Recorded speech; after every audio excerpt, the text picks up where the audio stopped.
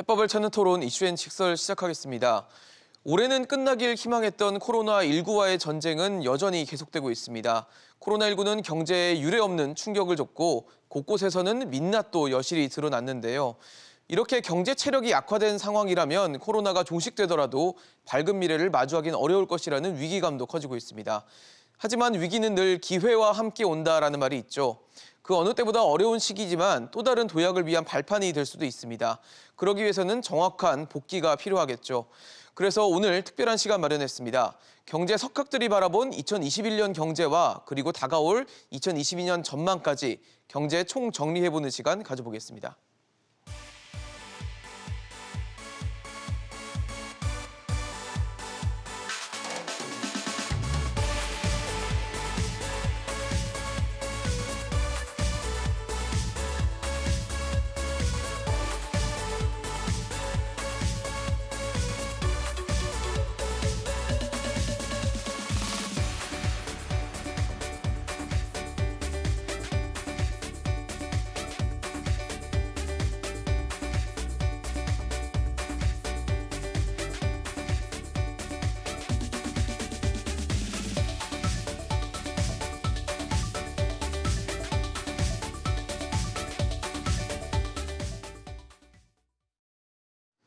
네, 오늘 함께해 주실 특별한 두 분 소개하겠습니다. 정석 인하학원 현정택 이사장, 대외경제정책연구원 김흥종 원장 나오셨습니다. 어서 오십시오. 네, 안녕하십니까. 네. 네, 저희가 올해 경제 뉴스 키워드를 몇 가지 좀 꼽아봤습니다. 워낙 많은 일이 있었는데 그중에서 가장 좀 핵심이 될 만한 이슈들을 꼽아봤는데요.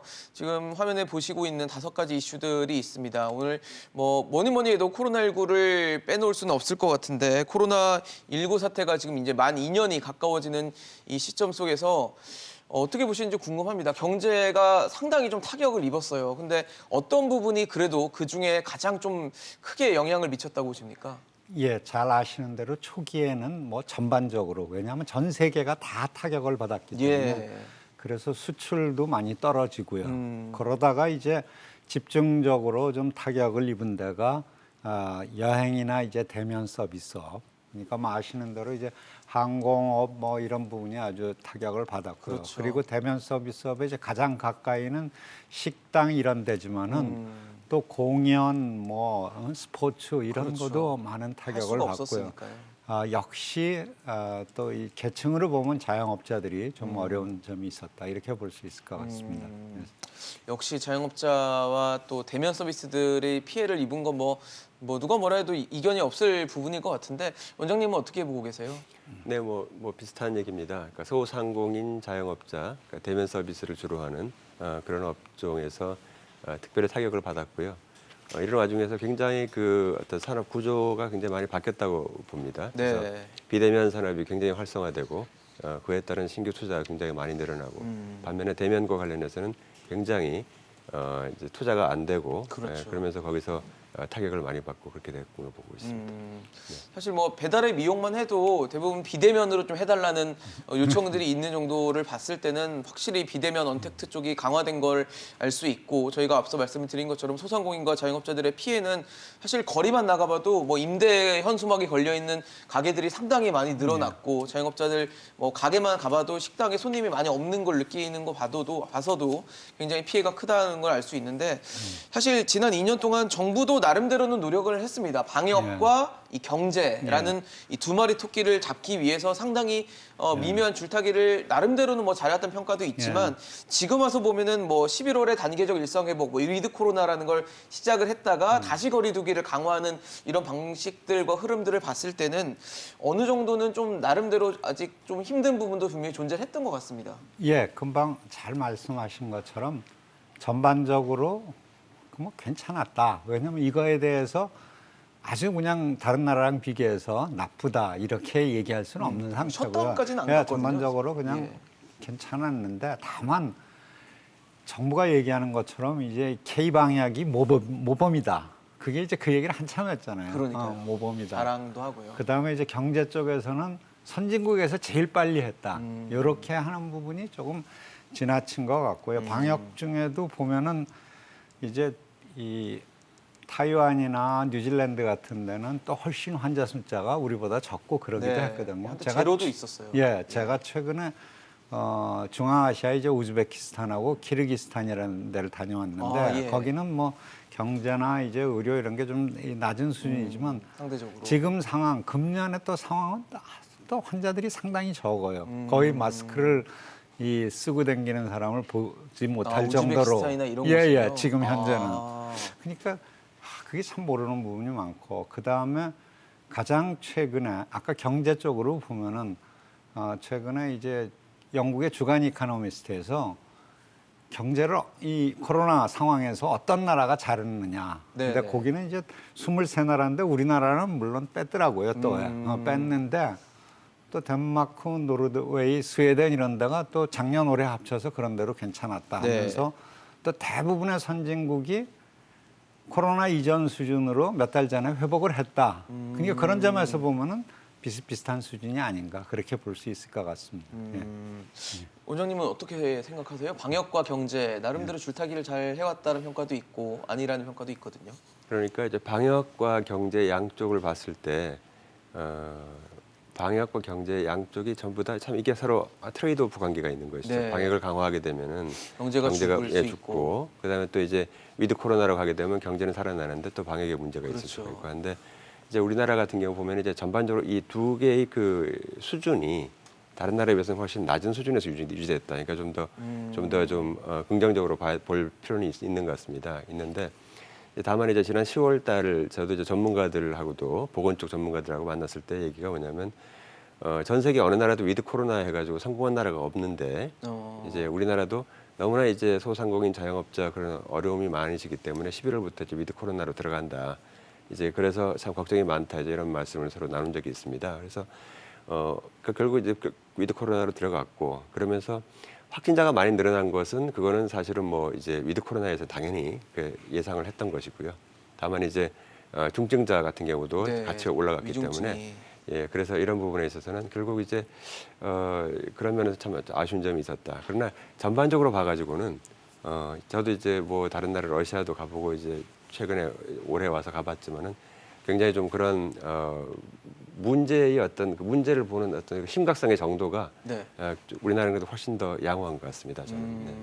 사실 자영업자가 지금 방역 대책과 방역 정부가 추진하는 방향성에 따라서 지금 뭐 가게를 못하는 경우도 있었고요. 아니면 시간을 제약하거나 인원을 제한하는 경우가 생기면서 손실보상이 정치권에서도 새로운 이슈가 됐어요. 그러면서 뭐 50조 얘기도 나오고 100조 얘기도 나오고 지금 돈이 그만큼 없으니까 내년에 당장 지금 본 예산 확정된 지 얼마 안 됐지만 내년도 추경까지도 얘기가 나오는 상황인데 어떻게 보세요? 지금 현재 상황으로 우리가 50조, 100조 쓸 수 있는지 그리고 추경을 지금 또 한다는 게 좀 가능한 얘기인지 어떻게 보십니까? 사실 코로나 이전부터도요.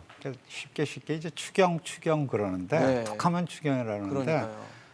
추경은 말도 안 되는 얘기입니다. 추경이 상시화됐다는 왜냐하면, 평가도 있거든요. 예, 맞습니다. 그러니까 법에 아주 특히 우리나라는 무지하게 요건을 강화를 해놨거든요. 크게 보면 두 가지입니다. 그러니까 추경이 되려면은 예. 전쟁이나 중대 재해나 대량 실업이나 이런 게 발생이 돼야 되는 거예요. 네. 한 가지는 그게 발생이 그런 상황이 돼야 되는 거고 또 하나 중요한 것은 예기치 못했던 일, 예상치 못. 이 두 개 요건이 합쳐져야 되는데 예를 들면은 작년 초나 중반 같으면은 그건 뭐 두 개가 비슷하게 갑자기 재난이 생겼고 예기치 못했으니까 좀 얘기가 말이 된다고 네네. 볼 수 있는데 지금은 2년 지난 이런 상황이기 그렇죠. 때문에 우선 예상치 못한다는 게 말이 안 되고요. 이미 그다음에 지속됐던 일이고. 그다음에 중요한 것은 대부분 해가지고 이제 경제가 회복한다 이래가지고 다른 나라도 그렇고 되게 회복하고 있거든요. 그러니까 우선 이 요건이 안 맞고 독일, 캐나다 같은 나라는 지출을 이제 줄여가는 이런 상황입니다. 지금은. 그리고 아까 50조 원, 100조 원 이렇게 그것도 아주 쉽게 얘기하는데 네. 50조 원이 어떤 돈이냐면은 우리나라 한 해 국방비 예산이 50조 원입니다. 그러면 모든 군인들 그 들어가는 봉급에 먹고 비용들. 입고 사고 그다음에 네. 우리가 이제 이 안보에 엄청 중요하다고 하는 이제 이 장비 같은 거 사고 이 돈 다 합쳐도 한 해에 50조 인데. 50조밖에 안 쓰는 거고요. 100조는 한 해 교육비 예산입니다. 그러면 우리나라 선생님 뭐 그다음에 학교의 시설 그다음에 이 모든 비용들 그러니까 그런 큰 돈을 요 손실보상 이것도 이제 갑자기 한 번에 이렇게 준다 하는 그러니까 이 자체가 사실은 문제가 있고요. 그래서 정부가 실제로 해온 것도 결과적으로는 뭐 이 받는 측으로 봐서는 아주 충분하지는 않겠지만은 네. 그래도 이제 정확한 그 피해 같은 걸 파악을 해가지고 하는 거니까 앞으로 이제 그런 문제는 조금 더 논의를 해가면서 협의를 할 수는 있겠지만은 당장에 뭐 50조, 100조 추경 이거는 정말로 말이 안 되는 거라고 저는 생각을 합니다. 사실 지금 이사장님께서 말씀을 주신 게 50조는 국방비 예산이고 예. 100조는 교육비 예산이라고 말씀을 주셨는데 어떻게 보면은 이 손실보상이라는 건 자영업자들에게는 또 생존의 문제일 수 있거든요. 그러면 어떻게 보면은 더 무거운 이슈일 수도 있다면 더 큰 액수에 대해서도 얘기를 할 수 있는 건 아닌가라는 생각도 드는데 그렇지 않습니다. 아닌가요? 그거는 자영업자의 생존하고 연결이 되는 문제인데 네네. 그 생존에 대해서 벌써 올해도 몇 번의 이렇게 대책이 있었고요. 또 그때마다 평가를 해가지고 이제 이 나름대로의 정부가 이제 대책을 수립하고 그러는데 지금에 나오는 얘기는 앞으로 그러면 자영업자가 살 거를 다 대주겠다 그런 것도 아니고요. 결국에는 당장에 이제 최근에 나온 얘기니까 지난번에 낸 것에 추가를 해가지고 요번에 한 번에 하자는 거거든요. 그러면 한 번에 50조 하면은 또 만약 6개월, 1년 뒤에 어떤 상황이 벌어질지 모르지 않습니까? 아까도 제가 말씀드렸지만 이게 예기치 못한 일이 돼야 되는데 지금 어느 정도 예상했던 일이고 또 이제 내년 연말에 가면 어떤 상황일지 모르기 때문에 예. 지금 이 나돌고 있는 50조라는 거는 자영업자의 평생의 이런 죽고 사는 문제가 아니라 이번 한번 주자는 얘기이기 때문에 일회성이다. 그 돈의 규모는 전혀 비교가 생존해서 뭐 살고 하는 그런 규모는 전혀 아닌 것 같고요. 우리나라가 자영업자 뭐 600만에 대해서 앞으로 그럼 1년 동안 50조 원을 가지고 어떻게 한다 그러면 그렇더라도 좀 많은 돈인데 이거는 그런 차원이 아니고 이번에 한번 줘서 없애자는 거니까 전혀 다른 차원의 얘기입니다. 예. 그러니까 50조, 100조의 손실보상을 해주는 게 일회성 이제 예. 지출일 수 있고 이게 지속적으로 자영업자들에 대한 뭐 지원이 되는 부분이 아니라는 부분을 좀 지적을 해주신 것 같은데 원장님은 어떤 의견을 갖고 계십니까? 일단 이제 재난에 대한 지원을 하는 거는 이제 직접 지원과 간접 지원이 있을 수가 예. 있는데요. 이제 간접 지원이라면 우리가 흔히 아는 이제 재난지원금을 전 국민에게 주고 수요를 통해서 수요를 진작시켜서 이제 이렇게 할 소비를 수 있는 만드는 소비를 많이 늘려서 하는 방법이 있는데 지금 단계에서는 이제 그 간접 보상이라 할 수 있는 지원이라 할 수 있는 재난지원금 쪽보다는 정말 그 직접 지원 바로 이제 그 현실적으로 피해를 보는 지역이나 또는 계층에게 바로 거기만 이렇게 지원을 해주는 좀 더 정교한 그런 시스템이 필요한 것 같고요. 그래서 그런 면에서 이제 그 부분에 대해서 지원을 하는 게 필요하다. 그리고 예. 이제 우리나라 이제 1년 예산이 한 600조 이제 이렇게 그렇게 되는데 50조, 100조 이제 뭐 100조 그러면 굉장히 많은 돈입니다. 엄청나게 많은 돈 앞에서 우리 이사장님께서 말씀하셨다시피 굉장히 많은 돈인데 이걸 그냥 이렇게 해서 다 뿌리자 뭐 이렇게 하는 것보다는 조금 더 좀 이렇게 목적에 맞게 계층에 맞게 정말 필요한 곳에만 이렇게 지원하는 그런 선별적 지원 그 시스템이 굉장히 필요하지 않을까 이렇게 생각합니다. 네. 지금 저희가 뭐 액수 얘기를 말씀드리고 추경 얘기도 했는데 사실 이 모든 게 국민의 세금으로 만들어진 재원 문제가 화두가 될 수밖에 없습니다. 그러다 보면 최근에 계속 얘기가 됐던 게 이제 국가 채무 비율인데 이걸 두고도 얘기가 많아요. 채무 비율이 뭐 다른 OECD 국가들에 비해서 우리나라는 상당히 좀 낮다라고 평가를 해주시는 분도 있고 그렇지만 굉장히 빠르게 늘었기 때문에 걱정이 되는 것이다라고 지적을 해주신 이 두 가지 의견이 굉장히 팽배하게 부딪히고 있는 상황인데 그러다 보니까 결국은 재원 마련하려면 세금을 더 받아야 되는 거 아니냐 결국 증세라는 카드를 꺼내야 되는 거 아니냐라는 얘기도 나오는데 뭐 당장 선거철이라 어렵다고 해도 다음 정부에 들어가서는 결국 증세를 하는 수순을 밟게 되지 않을까라는 뭐 우려, 전망 이런 것들이 있는데 어떻게 보십니까? 두 가지가 이제 약간 관련은 되지만은 상충되는 거를 이제 동시에 물어주셨는데 지금은 막 이 적자가 늘어가고 지출이 늘어가는 것은 이 코로나19라는 걸 극복하고 이거하고 연관되는 돈이기 때문에 그렇죠. 대개 그럴 때는 이 지출을 통해서 어느 정도 살리자 하는 의미가 있기 때문에 그럴 때에 이제 이 단기적인 처방은 만약에 지출을 늘린다라면 그때는 세금으로 걷지를 않고요. 대개 빚으로 하는 게 맞습니다. 만약 살리자면서 이제 돈을 풀어주는데 또 한편으로는 세금을 어딘가 걷어내면은 그 당장은 안 먹고요. 근데 이제 말씀하신 대로 조금 더 긴 텀에서 보면은 우리나라가 복지도 좀 늘려야 되고 예. 전반적으로 해야 되는데 그러기 위해서는 뭐 마냥 빚으로는 할 수 없으니까 앞으로 좀 세금은 늘려야 된다. 예. 근데 그 뒷부분은 정말로 이제 국민적인 합의가 필요한 건데 다만 그때 그 국민적인 합의를 할 때 가장 중요한 것은 어느 부분 정도가 적절한 부채 수준이냐.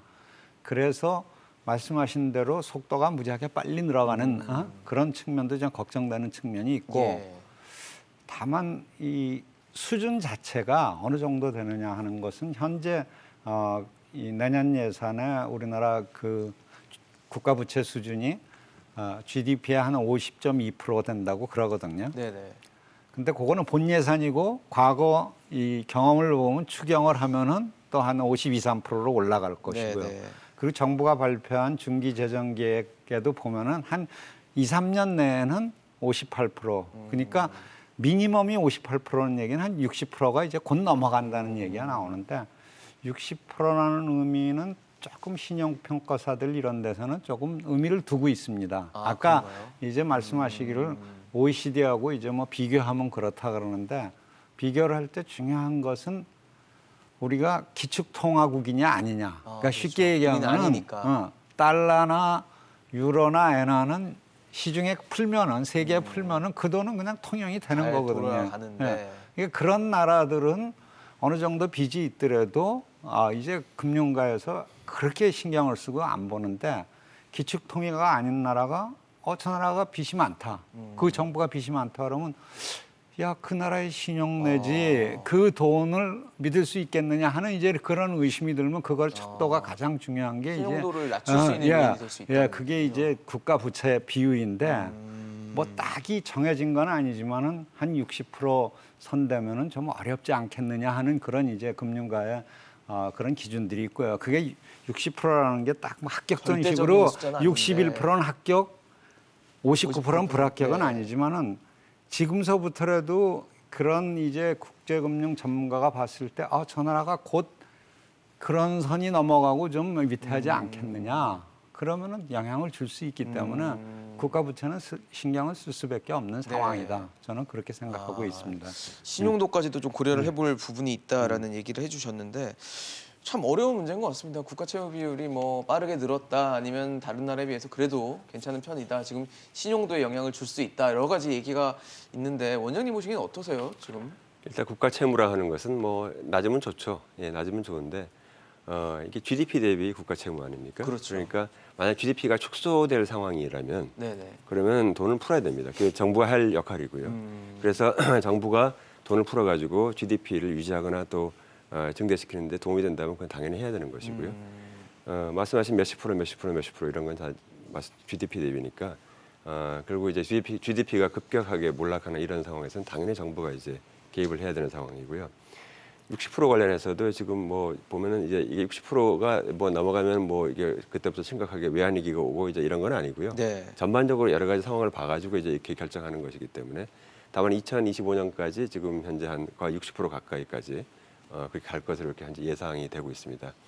현재 이런 상황에서 보면은 이제 과연 그 나라 경제가 전체적으로 어떠한 상황인가 이제 이런 걸 보는 것이 굉장히 중요한 것 같고요. 네. 우리나라는 한 2018년도 이후부터 그 외환 보유고를 제외하고서도 순 대외 자산, 그러니까 대외 자산이 대외 부채보다 더 이제 많아지게 됐습니다. 그러니까 이런 그 굉장히 그 전에 이제 한 2014년도부터는 이제 순 대외 채권국이 됐었고요. 그래서 지금 현재로서는 외환 보유고를 제외하고 나서도 이제 해외 자산이 더 많기 때문에 일단 약간 좀 안전판이 있고요.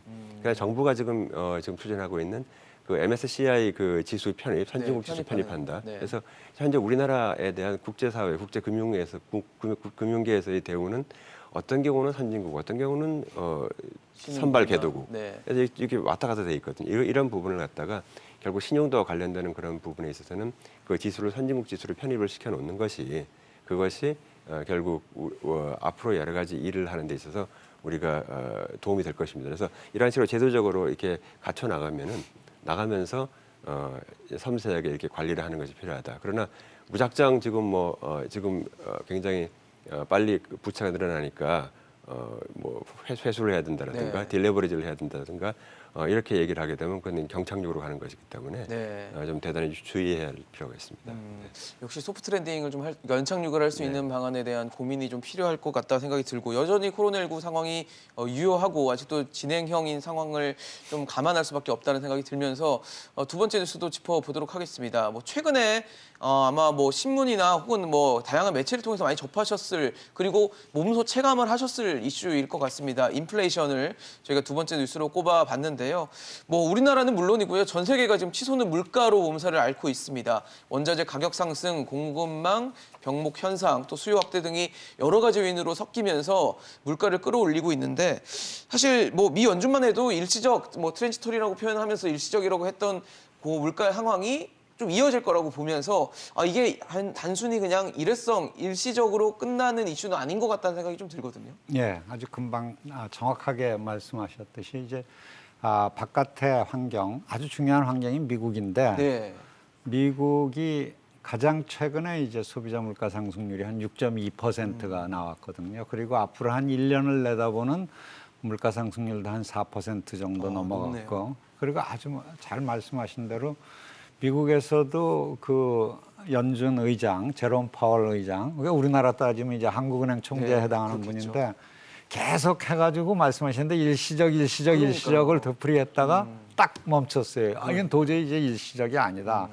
그런 점에서 보면은 미국은 좀 걱정이 되고 그래서 테이퍼링이라고 이제 돈 이렇게 풀던 것도 좀 많이 걷어들이고 자산매입을 이제 축소하는. 금리 인상까지 시사를 했는데 예. 그런 점에서 보면은 한국은 아직까지는 미국 정도는 아니다 하는 그런 거는 맞는데 이제 정부가 발표한 내년 물가 상승률 이제 목표인지 한 2.2% 이렇게 돼 있는데 그 부분은 조금 아니다. 2.2%는 미국이 이제 지금 현재 6%예요. 왜냐하면은 가장 예를 들 수 있는 게 이제 지난달에 발표된 생산자 물가가 9.6% 그러니까 한 10% 올랐거든요. 일시적으로 이 생산자 물가가 오르면은 그게 나중에 이제 소비자 물가로 전가가 되는 거기 때문에 그래서 그런 점에서 보면은 그 인플레이션을 경계를 해야 되는 상황이다 하는 건 맞는 것 같습니다.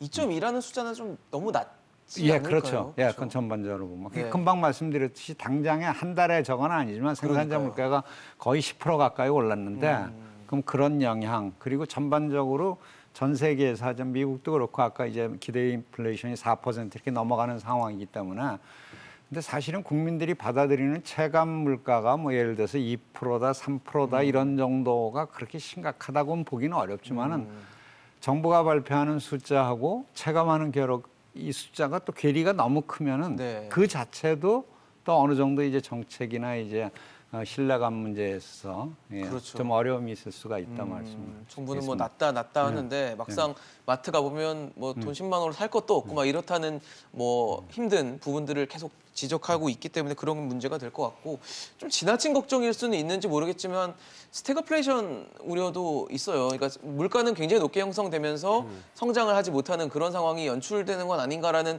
걱정은 좀 하게 되는데 이건 좀 어떨까요? 지나칠까요? 일단 저는 이제 스태그플레이션의 가능성은 낮다고 보는데요. 그 전에 이제 먼저 말씀드릴 것은 이 인플레이션이 어떻게 오게 됐냐 하는 것이죠. 예, 처음에 이제 코로나 팬데믹 이후에 전 세계 공급망이 다 헝클어졌습니다. 그렇습니다. 다 헝클어지고 다시 이것이 복구되는 과정에서 일단 뭐 병목 현상도 생겼고 주변에 뭐 다시 생산을 하려고 봤더니 사람들을 불러 모아야 되는데 사람들이 다 어디 갔는지 안 보이고 또 뭐 갑자기 이제 치러 날아야 되는데 차가 없고 배가 없고 뭐 이러는 겁니다.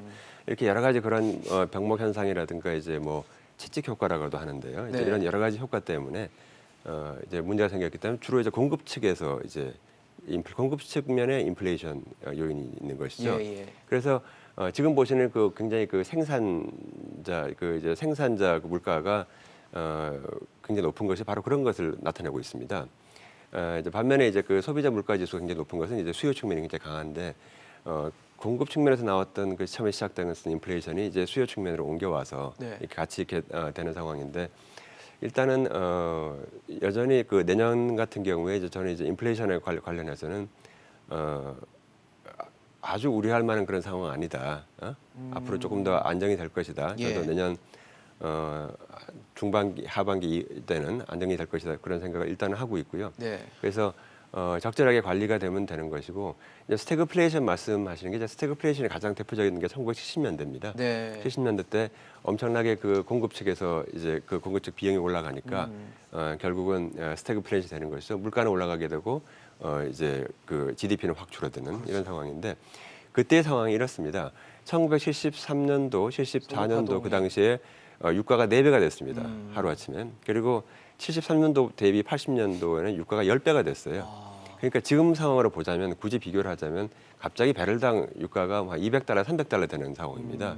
그러니까 지금 현재에서 나오고 있는 공급 측에서 어떤 그런 요인, 인상 요인이라는 것이 과거에 70년대 때 우리가 통제하기 어려웠던 그 스태그플레이션 상황보다는 훨씬 작은 것이기 때문에 그런 것은 기후가 아닐까 그렇게 생각하고 있습니다.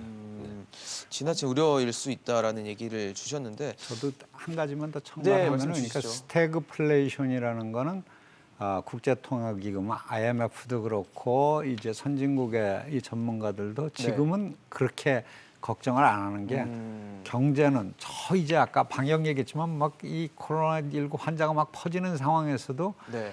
거의 대부분의 국가가 경제가 회복이 되고 있거든요. 그러니까 수요가 막 늘어가는 상황에서 이제 인플레 압력이 있으니까 스태그플레이션은 그렇죠. 걱정이 아닌데 네. 다만 장기적으로 보면은 우리나라 같은 데는 이 일본과 같은 이제 장기적인 구조적인 문제, 스태그플레이션보다도 경기 자체가 이렇게 좀 침체돼가는 이런 부분은 이제 경계를 해야 될 필요가 있다 이렇게 얘기할 수 있을 것 뭐 같습니다. 지나친 걱정까지는 필요 없지만 역시 예. 그래도 대비는 해야 할 필요가 있다는 아니 생각. 단기하고 장기, 그쵸, 중장기적인 시각도 중장기적인 필요하니까. 시각이 네, 그렇습니다. 그렇습니다. 지금 또 세 번째 뉴스도 짚어보도록 하겠습니다. 세 번째 이슈는 저희가 금리 인상을 좀 꼽아봤습니다. 최근에 제로금리 혹은 저금리 시대가 이제 막을 내리고 금리 인상기로 접어드는 상황이고 그러면서 한국은행도 8월과 11월에 기준금리 인상을 일단 2차례 했고 내년에도 추가적으로 올릴 것으로 예상이 되고 앞서 말씀 주신 미 연준도 내년에 3차례, 내후년에 3차례 또 그 다음에는 2번 정도 금리를 올릴 수 있다라는 얘기가 나오면서 어쨌든 전 세계적으로 금리가 올라가는 시기임에는 분명할 것 같은데 어떻게 보세요? 금리가 오르면 역시 우리는 늘 걱정하는 게 이제 가계부채, 이자 부담, 그게 이제 또 취약계층에 대한 어떤 영향 혹은 후폭풍을 걱정을 안 할 수 없는 것 같은데 어떻게 봐야 될까요? 양쪽 측면이 있는 거죠. 그러니까요. 그러니까 가계부채를 걱정하는 이유가 그것도 이제 규모가 워낙 커지다 보면은 네. 이게 이제 금융기관도 그렇고 국가적으로 그렇고 이제 또 아까 우리 김 원장님도 얘기를 하시지만 이게 이제 가장 기준이 되는 게 GDP하고 또 대비를 하고 그러잖아요. 그러니까 그런 의미에서 보면 GDP 대비 가계부채가 막 늘어가면은 그 규모 자체로 우선 세부적으로 안 들어가도 규모 자체로 규모만으로도. 걱정이 되니까 그럼 그 규모를 전체적으로 줄일 수 있는 방안 중에 하나는 돈 빌리는 코스트가 좀 비싸면은 좀 덜 빌리거든요. 그런 측면에서 보면은 어떤 형식으로든지 조금 어느 정도 금리가 이렇게 좀 비싸다 하는 감이 들어야지 줄어드는 그렇죠. 그런 네. 효과가 있고요. 빌리기 좀 머뭇거리게 되는 거거든요. 그런 효과가 있고 또 말씀하신 대로 당장에 이 돈을 빌려 가지고 있는 사람들 또 돈 빌리면 이제 흔히 얘기하는 게 이제 서민층 생각하는데 네. 서민층은 그러지 않아도 이제 이자 내기 어렵고 원금 내기 어려운데 금리까지 이거 올라가면 좀 어려운 상황이 되는 건 마찬가지지만 그거를 이제 잘 판단할 수 있는 게 이제 금융기관 이 사람들의 전문가고 그다음에 그것을 가장 그래도 균형을 잡을 수 있는 분들이 이제 한국은행에서 기준금리라는 게 이제 그런 시그널 역할을 하는데 그렇죠. 그 금융통화운영위원회 이분들이 이제 결정을 해서 말씀하신 대로 한 2번 정도 올렸고 다른 나라도 조금씩 올리는데 우리나라가 어떻게 하느냐 하는 게 관건인데 제 생각에는 올릴 것 같습니다. 예.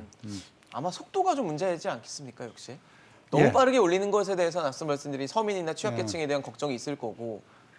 예, 그러니까 속도도 중요하고 이제 언제 올리느냐 중요한 그렇죠. 건데 타이밍도 중요하고. 역시 시장에 주는 시그널입니다. 그게 어떤 측면에서 그래서 전 그런 점에서 보면은 그런 시그널을 시장하고 상황하고 비슷하게 맞춰서 주면은 괜찮은데 네. 만약에 무슨 다른 요인으로 인해 가지고 시장은 지금 올릴 때다. 이제 내년 1월 달도 만나고 이제 2월 달도 만나 해가지고 네. 어느 정도 그런 상황으로 예상을 하고 있는데 네. 그리고 또 이제 한국은행 총재도 좀 비슷한 언급을 딱 잘라서는 얘기를 못 하는 거니까 했는데 그게 아닌 방향으로 가게 되면은 이게 이제 불확실성이 그렇죠. 커지는 거 그런 건 좀 걱정이 되고요. 제가 보기엔 그런 예상하고 비슷하게 가면은 아까 말씀하신 모든 문제가 그래도 좀 작지 않을까 하는 생각으로 있습니다. 일단 뭐 한국은행도 그렇고 국내에서 이제 가계부채를 관리하고 있는 금융당국이죠. 금융위원회도 가계부채 관리와 금융 불균형 문제를 들어서 지금 금리 인상을 얘기하고 대출 규제를 얘기하고 있는데 어떻게 보고 계세요? 내년에도 어쨌든 인상을 하는 거는 뭐 이제 명약 관한 일인 것 같거든요.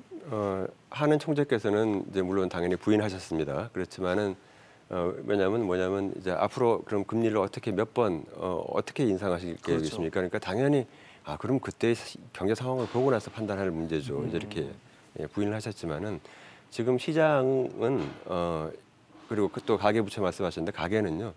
내년 말까지는 지금 현재 기준금리가 한 2% 정도까지는 올라갈 것이라는 걸 예상을 하고 지금부터 준비를 하시는 게 좋을 것 같습니다. 현재는 기준금리가 1%인데 1%포인트가 더 오를 것이다. 그 정도 대충 1.75나 2%까지는 올라갈 서너 번 것이다라고 정도의 금리 인상이 있을 것이라는 걸 예상을 하고 지금 대응을 하시는 게 좋겠다라는 그런 말씀을 일단 먼저 드리고 싶고요. 예. 그다음에 이 2% 기준금리라는 것이 언제냐면은 사실 우리나라가 2015년도 이후에 그 1%, 2% 사이로 왔다 갔다 하고 있었습니다. 네네. 그 기준금리가. 그리고 코로나가 닥치기 전에 직전에 기준금리가 1.25%였어요. 굉장히 낮은 수준이었습니다. 그렇습니다. 예, 그 현재 1%지 않습니까? 근데 코로나 이전에 1.25%였으니까 우리는 1.25% 정도로 하면 되겠다가 아니죠. 왜냐하면 지금 그때 그 당시와는 다르게 인플레이션 상황이 이미 닥쳤기 그렇죠. 때문에 물가가 높고. 이거보다 더 올라가야 되는 상황이고요. 따라서 하는 총재께서 어떻게 말씀하셨든지 간에 민간과 기업과 가계는 앞으로 1년간, 2년간 지속적으로 금리가 계속 올라갈 것이다 라는 것을 대비를 하시는 것이 좋겠다. 일단 이 말씀을 드리고 싶습니다. 거기에 이제 한 가지 추가하면은요. 그러니까 미국도 아까 우리 김한정 교수님 한국뿐만 아니라 미국도 막 5% 됐을 때 있었고 기준금리가 금리가요? 예, 우리도 3%, 5%까지 네. 될 때가 있었는데 지금의 이제 조금 더 이제 국민들이 좀 들여다봐야 될 것은 이 기준금리하고 이제 시중금리하고 격차 이런 게 지금 기준금리는 사실 뭐 1.75%, 2%는 그렇게 높다고 하기는 어려운 수준인데 이거는 이제 한국은행이 은행하고 하는 기준금리고 그렇죠. 은행이 실제로 국민들한테 시장금리라는 대출하는 것도 있고요. 그런 금리가 뭐 경우에 따라서 이제 우대금리가 뭐 3% 중반 또 아주 또 이제 신용이 낮은 때는 4%, 5% 이렇게 되니까 그러니까요.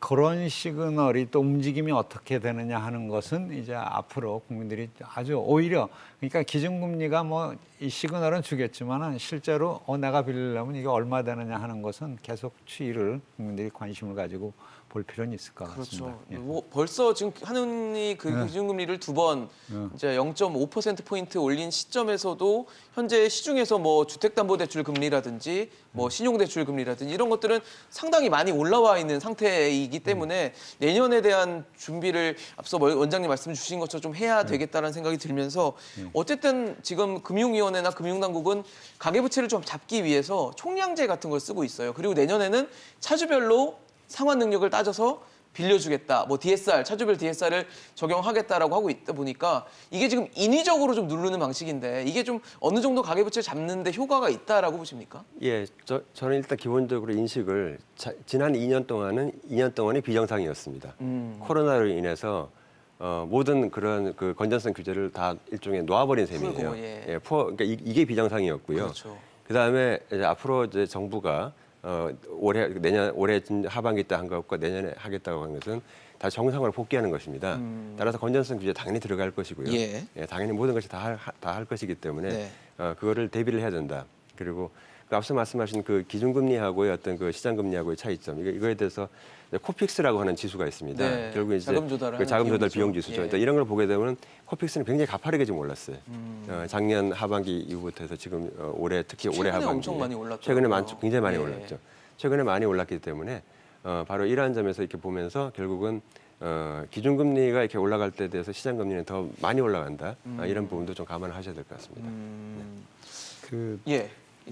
김 원장 말씀하신 김 원장님 말씀하신 그 건전성 그거 이 금융기관으로서는 금융이 이제 어떻게 보면 시장 경제를 지탱하는 핏줄이거든요. 이게 맞습니다. 터지면 안 되니까 그거를 건전성을 강화하는 거 아주 맞는 말씀인데 이제 한 가지는 저는 조금 구분을 할 필요가 있는 게 네, 아까 어떤 사회자님도 걸까요? 얘기했지만 인위적이라고 이렇게 한 부분이 네네. 있잖아요. 그러니까 이게 방법이 아까 DSR 그러니까 이 원리금 차주별 원리금 네. 상환 비율 버는 것에 비해서 얘기하고 또 얼마나 이제 갚을 수 대출 있느냐. 총량제 얘기했는데 사실은 대출 총량제는 약간 건전성하고 관련이 있지만은 조금은 인위적입니다.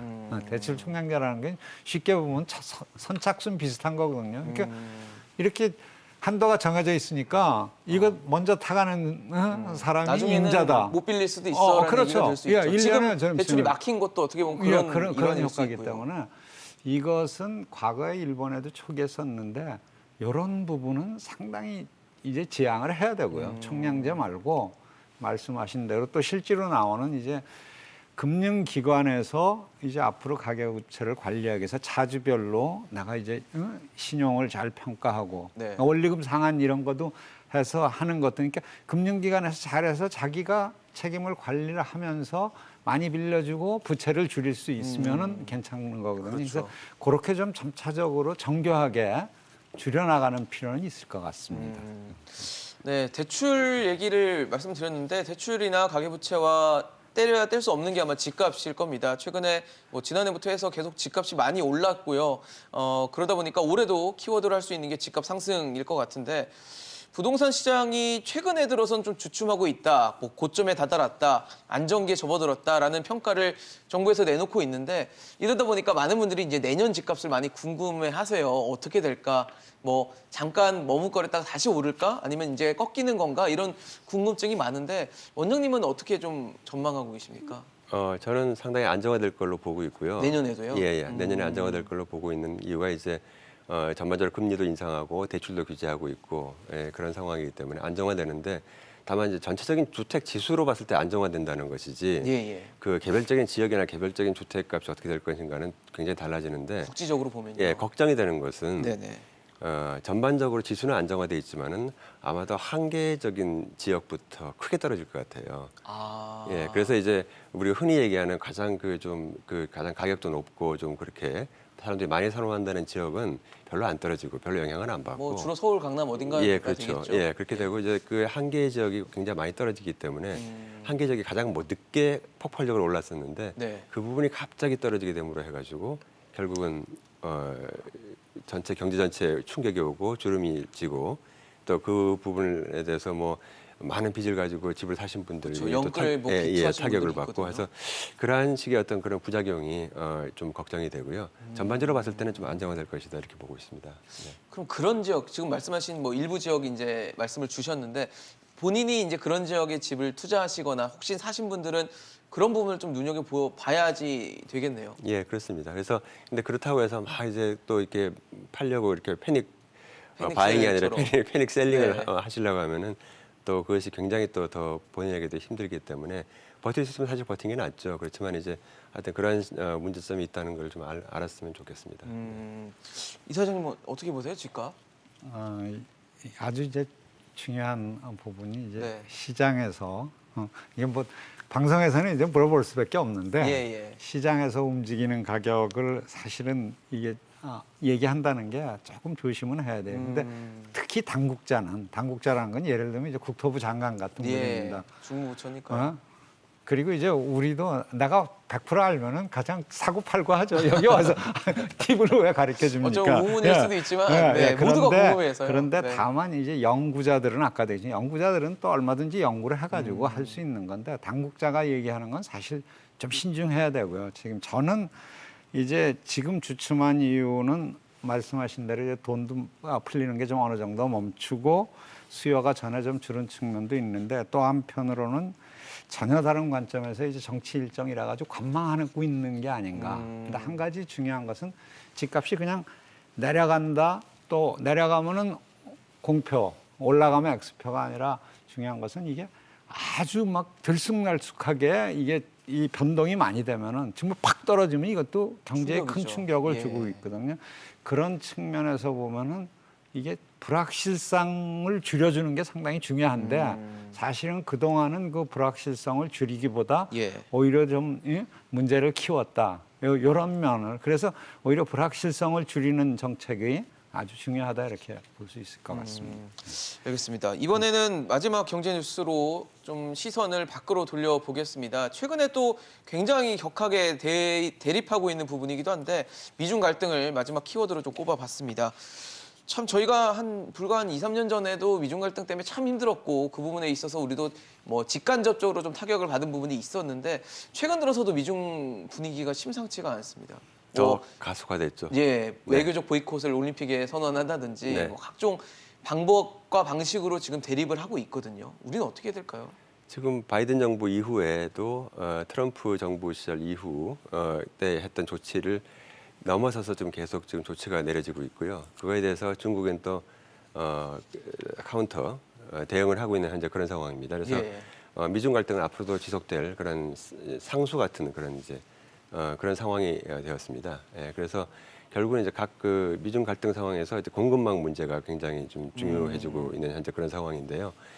공급망 관련해서 반도체라든가 그밖에 히토류라든가 배터리라든가 이런 문제에 있어서 지금 보면 우리나라 같은 경우에 주로 이제 하류 부문, 어떤 제품의 하류 부문에서 많이 생산을 하고 있습니다. 배터리도 그렇고요. 네네. 그러면 결국은 상류 부문에서 누군가가 조달을 해준다는 얘기인데 그 상류 부문을 생산을 하고 있는 그 국가들이라는 지역이라든가 이런 부분에서 어떤 좀 여러 가지 문제가 생길 수가 있기 때문에 바로 이러한 부분을 좀 조심해야 됩니다. 이게 이제 단순히 그냥 뭐 우리 일상생활에서의 문제뿐만 아니라 우리가 탄소 중립을 하겠다라고 네네. 얘기하게 되면 탄소 중립하게 되면 뭐가 필요합니까? 그러면 뭐 우리가 뭐 코발트 니켈 배터리를 만들려면 코발트 니켈 같은 게 필요한 거 소재가 필요하고요. 네.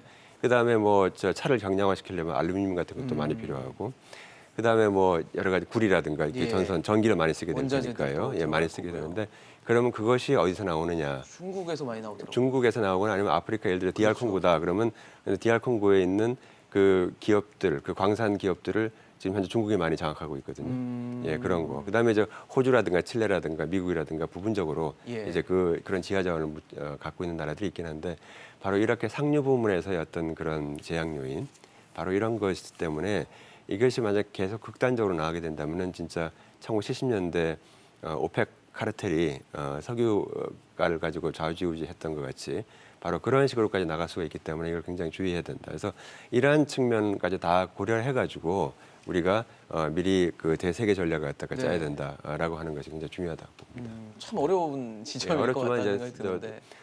내년에 새로 등장하는 정부는 굉장히 그 부분에 대해서 열심히 좀 총력을 기울여야 될 것 같습니다. 그래야 되겠네요, 진짜. 네. 근데 사실 우리가 늘 미국, 중국과 긴밀한 또 협력 관계를 맺고 있고 의존하는 부분들이 있기 때문에 늘 어딘가 중간점에서 우리가 선택을 좀 강요받는 상황들이 좀 놓이는 것 같아서 뭐 반도체, 배터리 이런 우리의 좀 강점들을 갖고 우리도 어느 정도는 주도권을 좀 쥐면서 갔으면 좋겠는데 참 어렵다는 생각이 들거든요.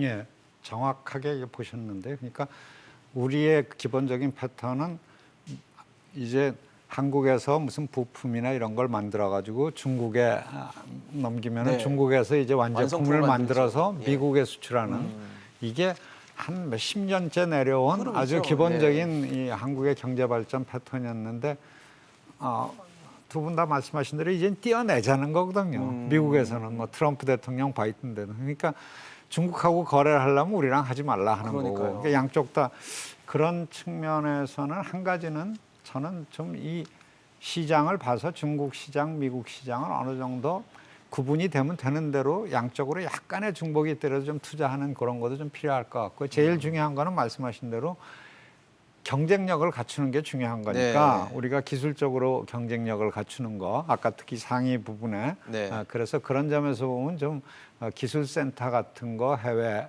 기업들의 이런 거 유치하는 노력도 필요하지 않을까 생각을 해봅니다. 예. 두 분께 마지막 질문 좀 드려보겠습니다. 내년도 우리 경제가 뭐 기획재정부 또 한국은행은 3% 정도 성장할 것으로 내다봤습니다. 하지만 코로나19라는 불확실성은 여전히 내년에도 지금 유효할 것으로 보이는 상황이기 때문에 우리 정부가 좀 어느 점에 좀 눈여겨보면서 좀 집중해야 된다라고 보십니까? 일단 3% 내지는 뭐 IMF는 3.5까지 보고 있는데요. 내년도의 경제 성장률이 3%대라고 하는 얘기는 우리나라가 내년에도 회복 국면에 있다는 얘기입니다. 왜냐하면 그것은 우리의 잠재 성장률보다 더 높은 네네. 것이죠. 이건 회복 국면에 있고 한 내년 말까지 가면 이제 다시 코로나 이전 수준의 경제 성장의 그 패턴을 이제 거의 될 것이다. 복귀하게 되는 이제 그런 상황이고 회복 국면에서 그럼 당연히 코로나에 대한 대응도 당연히 해야 되지만은 지금 디지털 전환이라든가 또 녹색 전환 바로 이러한 부분에서 굉장히 전 세계적으로 지금 빨리 지금 이 호흡이 움직이고 있습니다. 예. 굉장히 빨리 움직이고 있고 당장 2023년부터 또 시작되는 그런 부분도 있고 하기 때문에 내년도에는 이제 그 녹색이나 이런 부분에 글로벌 대전환의 원년 시작점이다. 이제 이렇게 봐야 됩니다. 물론 올해도 이제 작년에도 우리가 한국판 뉴딜을 해가지고 네. 이제 그런 걸 했습니다만은 본격적으로 이제 막 전 세계가 같이 뛰어나가는 그런 시점이기 때문에 바로 이러한 그 글로벌 대전환을 위한 새로운 부분에 대한 투자 이런 부분에 대해서 관심을 특별히 좀 가져야 된다 이렇게 생각하고 있습니다. 이사장님 말씀도 좀 듣겠습니다. 예, 3% 성장에 대해서는 뭐 한국은행도 그렇고 국내 전문가가 또 아까 국제통화기금 얘기했고 이견이 없고요. 그러니까 내년에 이 성장률이 아니라 그 이후의 문제, 그 이후의 문제에서도 우리 김 원장님 잘 지적을 해주셨지만은 이 새로운 산업 기술 그리고 이제 코로나에 특히 드러났던 게 이제 IT 쪽 부분이 지금 기술 자체도 그렇고 또 실질적으로 이용하는데도 온라인 서비스 같은 게 늘어나서 여기에 대비하고 기술을 개발한다 하는 거 아주 좋은 말씀인데 다 한 가지만 더 추가를 하면은 예. 이제 이 장기적으로 이 잠재 성장률을 늘리는데 시스템이 중요합니다. 그렇죠. 그래서 우리나라의 규제라든가 법률이라든가 이런 이 진입 장벽 같은 거를 이 제도 자체를 고치는 노력도 미리미리 해야지 장기적으로 우리가 경제 성장률을 그래도 좀 유지할 수 있는 그런 대책이 아닐까 생각을 해봅니다. 알겠습니다. 참 코로나19 상황이 여전히 유효하지만 이대로 손 놓고 있을 수만은 없을 겁니다. 코로나19가 가져온 변화들을 우리가 받아들이고 이에 대한 포스트 코로나에 대한 준비도 우리가 면밀히 좀 해야 되지 않을까라는 생각이 들었습니다. 오늘 현정택 이사장, 김흥종 원장과 함께했습니다. 이슈앤직설을 오늘 준비한 소식은 여기까지입니다. 지금까지 시청해주신 여러분 고맙습니다.